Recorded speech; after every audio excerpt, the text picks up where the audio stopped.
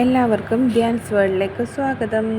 നമ്മളിന്ന് ഉണ്ടാക്കുന്നത് തേങ്ങയില്ലാത്ത ഒരു വെണ്ടയ്ക്ക കറിയാണ്. പെട്ടെന്ന് നമുക്ക് റെഡിയാക്കാം. അതിന് വേണ്ടത് ഒരു 5-6 വെണ്ടയ്ക്ക നല്ലതായിട്ട് ഇങ്ങനെ നീളത്തിലരിയുക, സവാള അരിഞ്ഞു വെക്കുക, ഇഞ്ചി, പച്ചമുളക്, വെളുത്തുള്ളി, തക്കാളി, കുറച്ച് കാഷ്നട്ട് നമ്മൾ നേരത്തെ വെള്ളത്തിലിട്ട് ചെറിയ ചൂടുവെള്ളത്തിലിട്ട് വെക്കണം. അപ്പം നമ്മൾ അരിഞ്ഞു വെച്ച തക്കാളിയും ചെറിയ ജീരകം നമുക്കറിയത്തില്ലേ, നമ്മുടെ പെരുംജീരകമല്ല, പച്ച കളറിലുള്ളതല്ല, ഒരു ബ്ലാക്കും വൈറ്റുടെ കളറിൽ വരുന്ന ആ ഒരു ജീരകം ഉണ്ടല്ലോ, അതും കൂടി ഇട്ട് നല്ലതായിട്ട് അരച്ച് എടുത്ത് മാറ്റി വെക്കുക. അതേ സെയിം ഗ്രൈൻഡറിൽ തന്നെ നമുക്ക് ചെറിയ ചൂടുവെള്ളത്തിൽ കുതിർത്ത് വെച്ച കാഷ്നട്ടും അരച്ച് നല്ല ഫൈൻ പേസ്റ്റായിട്ട് അരച്ചെടുക്കണം. അപ്പോൾ കാഷ്നട്ട് നമ്മൾ വെള്ളത്തിൽ നിന്ന് കഴുകി വാരി വേണം എടുക്കാൻ. ആ ചെറിയ ചൂടുവെള്ളം യൂസ് ചെയ്യരുത്. അതിൽ നിന്ന് വാരി എടുത്തിട്ട് 2-3 സ്പൂണ് വെള്ളം ഒഴിച്ച് നല്ല ഫൈനായിട്ട് അരച്ചെടുത്ത് മാറ്റി വെക്കാം. നമുക്ക് പിന്നെ ഇത് കറി റെഡിയാക്കാനുള്ളൊരു ഫ്രൈ പാൻ എടുക്കാം. ആ ഫ്രൈ പാനിലോട്ട് കുറച്ച് വെളിച്ചെണ്ണ, ഒരു 2-3 സ്പൂണ് വെളിച്ചെണ്ണ ഒഴിച്ചാൽ മതി. അതിലോട്ട് നമ്മൾ അരിഞ്ഞു വെച്ച വെണ്ടയ്ക്ക ഇട്ട് വഴട്ടിയെടുക്കുക. നമ്മുടെ വെണ്ടയ്ക്കൊരു ജെല്ലി സ്ട്രക്ചർ ഉണ്ടല്ലോ, ചെറുതായിട്ട് കാണുന്നുണ്ട് നമ്മൾ കട്ട് ചെയ്യുമ്പോൾ ഇല്ലേ, ആ സ്ട്രക്ചർ ഒന്ന് മാറുന്നത് വരെ വേണം നമ്മളിത് ചെറിയ തീയിലിട്ട് വഴട്ടി എടുക്കാനാണ്. അത് നമ്മുടെ ഈ വെണ്ടയ്ക്കയുടെ തൊലിയെല്ലാം ഒരു ബ്രൗണിഷ് കളറാവുന്ന സമയത്ത് നമുക്കത് എടുത്ത് മാറ്റാം. അപ്പോൾ അതുവരെ നമുക്ക് നല്ലതായിട്ട് വെണ്ടയ്ക്ക ഒന്ന് മൂക്കട്ടെ.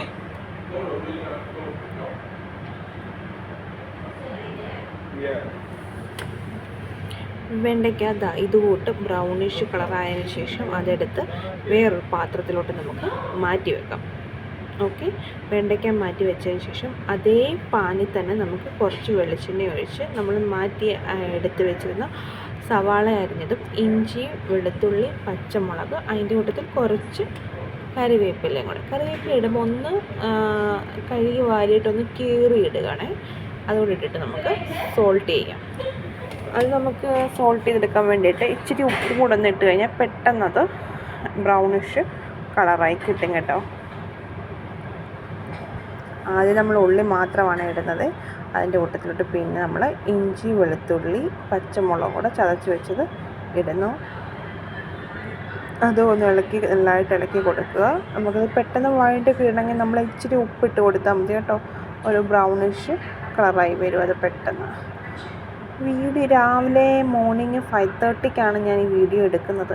ആ ടൈമിൽ ആരുമില്ല അവിടെ, എല്ലാവരും നല്ല ഉറക്കമാണ്. അത് കാരണമാണ് 2 ടിന്ന് എടുത്ത് വെച്ചിട്ട് അതിൻ്റെ മുകളിൽ വെച്ചിട്ടാണ് ഞാൻ ഈ വീഡിയോ എടുക്കുന്നത്. ആദ്യമായിട്ട് എടുക്കുന്നതിൻ്റെ കുറച്ച് പോരായ്മകളൊക്കെ ഉണ്ട്, എല്ലാവരും ഒന്ന് ക്ഷമിക്കണേ. അപ്പോൾ നമുക്ക് ആദ്യം ഇതിൻ്റെ മസാലക്കൂട്ടുകൾ ചേർക്കാം. ആദ്യം ചേർക്കേണ്ടത് ഒരു 1/4 ടീസ്പൂൺ മഞ്ഞൾപ്പൊടി, 1 ടീസ്പൂൺ മല്ലിപ്പൊടി, 1 ടീസ്പൂൺ നമ്മുടെ കാശ്മീരി ചില്ലി പൗഡർ. എരിവനുസരിച്ച് വേണമെങ്കിൽ നമുക്ക് 1 സ്പൂണും കൂടെ കാശ്മീരി ചില്ലി പൗഡർ ചേർക്കാം കേട്ടോ. നമുക്ക് എരിവ് ഇച്ചിരി മുമ്പിൽ നിൽക്കണം. അത് കാരണം ഞാൻ പച്ചമുളകും ചേർത്തിട്ടുണ്ട് അതിനകത്ത്. ഓക്കെ, നമുക്ക് എന്നിട്ട് ഈ മസാലയൊക്കെ ഒന്ന് ഇതെടുക്കാം. ഇതിനെന്താ അറിയോ ചേർത്ത് ഗരം മസാല. പിന്നെ നമ്മൾ ചേർക്കുന്നത് ഗരം മസാലയാണ്. ഈ മുളക് പൊടിയും മഞ്ഞൾപ്പൊടിയും ഗരം മസാലയുടെ എല്ലാം ഒരു പച്ചമണം മാറുന്നതിന് വരെ നല്ലതായിട്ട് ഇളകും. ഈ ടൈമിൽ നമുക്ക് ഉപ്പ് വേണമെങ്കിലും ചേർക്കാം. നമ്മൾ ഉപ്പ് ചേർത്തിട്ടില്ല കേട്ടോ, പക്ഷേ ഉപ്പ് ചേർത്താൽ പെട്ടെന്ന് വഴണ്ട് കിട്ടും. ഉള്ളി പെട്ടെന്ന് ബ്രൗണിഷ് കളറാവും, പക്ഷെ ഞാൻ അന്നേരം ചേർത്തിട്ടില്ലായിരുന്നു. ഇതിന് ശേഷം നമ്മൾ തക്കാളി പേസ്റ്റ് ഉണ്ടല്ലോ, അതും കൂടെ ഇതിനകത്ത് മിക്സ് ചെയ്ത് കൊടുക്കുക. തക്കാളി നല്ലതായിട്ട് അരച്ച് നല്ലതായിട്ട് മിക്സ് ചെയ്ത് കൊടുക്കുക. തക്കാളിയുടെ പച്ചമണം മാറുന്നത് വരെ, അതായത് പച്ച ടേസ്റ്റ് മാറുന്നത് വരെ നല്ലതായിട്ട് നല്ല തീ കൂട്ടി വെച്ചിട്ട് നല്ലതായിട്ട് ഇളക്കി കൊടുക്കുക. നല്ലതായിട്ട് അതൊന്ന് നല്ല ഫ്രൈ ആയി വരണം കേട്ടോ. അതായത് ആ അതിനകത്തെ വെള്ളമയം എല്ലാം ഒന്ന് പറ്റി വരണം. എന്നിട്ട് നമുക്ക് അതിനകത്തോട്ട് നമ്മൾ അരച്ച് വെച്ച കാഷ്നട്ട് ചേർത്ത് കൊടുക്കാം.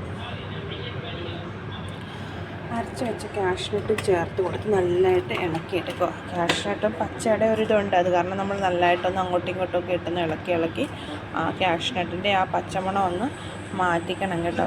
അതിന് ശേഷമാണ് നമ്മൾ വറുത്ത് വെച്ച വെണ്ടയ്ക്ക അതിനകത്തിട്ട് ഇളക്കിയെടുക്കുക. വെണ്ടയ്ക്ക അങ്ങോട്ടും ഇങ്ങോട്ടും ഇട്ട് ഇളക്കിയിട്ട് അതിൻ്റെ ടേസ്റ്റ് മാറണം.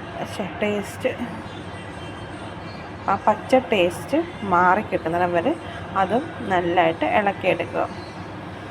എടുത്തതിന് ശേഷം നമ്മൾ നേരത്തെ ഗ്രൈൻഡ് ചെയ്ത് വെച്ചിരുന്ന മിക്സി ഉണ്ടല്ലോ കാഷ്നട്ടിൻ്റെ, അതിലോട്ട് ചെറിച്ച് ചൂടുവെള്ളം ഒഴിച്ച് അതും കൂടി ഇതിലോട്ട് ആഡ് ചെയ്തിട്ട് നമുക്ക് കറി നല്ലതായിട്ട് തിളപ്പിച്ചെടുക്കണം.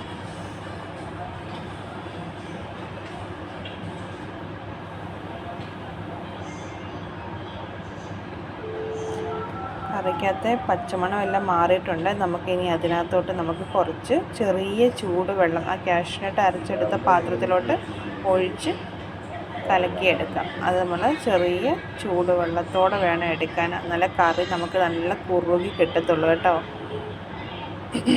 അപ്പോൾ അത് നമുക്ക് ചേർക്കുക. ഇതിൻ്റെ കൂട്ടത്തിൽ നിങ്ങൾക്ക് വേണമെങ്കിൽ 1 സ്പൂണ് തൈരും കൂടെ ചേർക്കാം കേട്ടോ.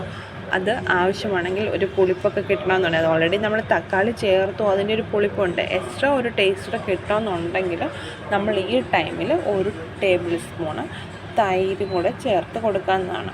ഞാൻ കൊടുത്തില്ല, എനിക്ക് അത്ര താല്പര്യം തോന്നിയില്ല തൈര് ചേർക്കുന്നതിനോട്, അതുകൊണ്ട് ഞാൻ കൊടുത്തില്ല. പക്ഷേ തൈര് ചേർത്താൽ വേറൊരു ടേസ്റ്റാണ്. ഉപ്പ് ഇച്ചിരി കുറവുണ്ടായിരുന്നു, അതാണ് ഞാൻ ഉപ്പ് ചേർത്തത്. അപ്പം നല്ലതായിട്ട് വെട്ടി തിളക്കട്ടെ. തീ ഇച്ചിരി കൂട്ടി വെക്കണം. ഈ ടൈമിൽ നല്ലതായിട്ട് തിളച്ച് നമ്മുടെ വെണ്ടയ്ക്കയിലോട്ടൊക്കെ നമ്മുടെ മസാലയൊക്കെ അങ്ങോട്ട് പിടിച്ച് വരുമ്പോഴത്തേക്ക് നമ്മുടെ നല്ല തേങ്ങ അരച്ച് വെക്കുന്ന വെണ്ടയ്ക്കക്കറിയെ വെല്ലുന്ന വെണ്ടയ്ക്കക്കറിയാണ്. നിങ്ങൾ തേങ്ങ ഇല്ലെന്ന് കരുതി തേങ്ങാക്കറി കൂട്ടേണ്ടിരിക്കണ്ട. ഇത് കഴിച്ചാൽ പറയത്തുമില്ല, തേങ്ങ അരച്ചിട്ടില്ല എന്നുള്ള കാര്യം പറയത്തുമില്ല കേട്ടോ. നിങ്ങളത് ട്രൈ ചെയ്ത് നോക്കണം, എല്ലാവരും ട്രൈ ചെയ്ത് നോക്കണം. നല്ല സൂപ്പർ വെണ്ടയ്ക്കക്കറിയാണ് കേട്ടോ. ആ ലാസ്റ്റ് നമ്മൾ കുറച്ച് കറിവേപ്പിലയും കൂടെ അരിഞ്ഞിടുക. എപ്പോഴും നമ്മൾ ഒന്നും ഉള്ളിൽ കീറിയോ അങ്ങനെ എന്തെങ്കിലും ഇടണം, അല്ലെങ്കിലുണ്ടല്ലോ ആ കറിവേപ്പിലിൻ്റെ മണം അങ്ങോട്ട് ശരിക്കും കിട്ടത്തില്ല. ചില ടൈമിൽ ഇവിടെ നല്ല മണമുള്ള കറിവേപ്പില കിട്ടും, പക്ഷേ ചില ടൈമിലോ ഒന്നുമില്ല, വെറും ഒരു പോച്ചയുടെ കൂട്ടായിരിക്കുന്നത്. അതിന് മണവും ഇല്ല, ഒന്നുമില്ല. മേടിച്ചുകൊണ്ട് വന്നതല്ലേ, കളയാൻ പറ്റുമോ? നമ്മളൊരു പാക്കറ്റിൽ എനിക്ക് തോന്നുന്നൊരു 10-15 ഇത് കാണും, എത്ത് കാണും, കറിവേപ്പില ലീഫ് കാണും. അതിന് നമ്മൾ നാട്ടിലെ 42-43 രൂപ കൊടുത്താണ് മേടിക്കുന്നത്. അപ്പോൾ നമ്മുടെ കറി ഇവിടെ തന്നെ തിളയ്ക്കാൻ റെഡി ആയിട്ടുണ്ട് കേട്ടോ. തിളച്ച് റെഡി ആയിട്ടുണ്ട്. നമുക്കിനി ഒരു പാത്രത്തിലേക്ക് സെർവ് ചെയ്യാം. തണുത്തതിന് ശേഷം നമുക്ക് കഴിക്കാനെ കൊണ്ട് വിളമ്പി കൊടുക്കാം.